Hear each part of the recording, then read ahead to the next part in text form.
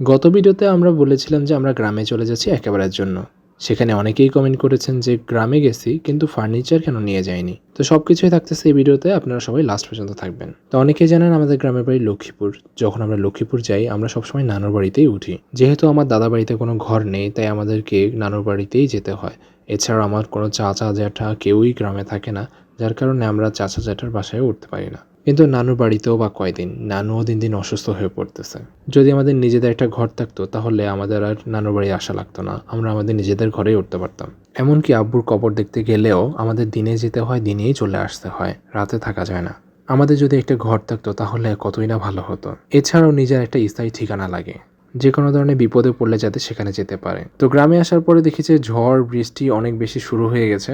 আপনারা কে কোন এলাকাতে দেখতেছেন, আপনাদের এলাকায়ও কি বৃষ্টি হচ্ছে নাকি একটু কমেন্ট করে জানান। সচরাচর এই সিজনে আমাদের গ্রামে আসা হয় না, এই প্রথমবারই আসা হলো। এমনকি আমের সিজনে আমরা গ্রামে আসলাম। বৃষ্টির কারণে পুরো আকাশটা মেঘাচ্ছন্ন হয়ে আছে, বেশ ভালোই লাগতেছে। শহরে তো এইসব সচরাচর দেখা যায় না। আবার এই বৃষ্টির কারণে অনেক জায়গায় অনেকে ক্ষতিগ্রস্ত হচ্ছে। তাদের জন্য এই দোয়াটাই করবো যাতে আল্লাহ তাদেরকে নিরাপদে রাখে। তো যাই হোক, তাহলে এবার মূল কথায় আসি। মূলত আমরা গ্রামে এসেছি আমাদের যাতে একটি ঘর বানাতে পারি। একটা ঘর বানানো কতটা যে স্বপ্নের একটা বিষয় এটা বলে বোঝাতে পারবো না।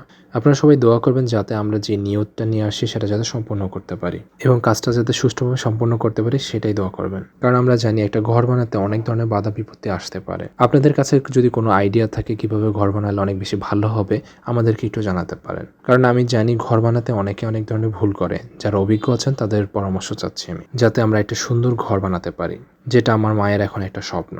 আমি চাই আমার মায়ের এই স্বপ্নটা যাতে পূরণ হোক। কিন্তু আমি চিন্তায়ও আছি, কারণ আমি এখনো জানি না কোন রড ভালো হবে, কোন ইট ভালো হবে, কোন বালু ভালো হবে, কিছুই ধারণা নেই। তো যাই হোক, সবকিছু আমাকেই দেখা লাগবে। সবাই একটু দোয়া করবেন যাতে আমরা আমাদের লক্ষ্য অর্জন করতে পারি। আজকে এই পর্যন্ত। সবাই ভালো থাকেন, সুস্থ থাকেন। আসসালামু আলাইকুম।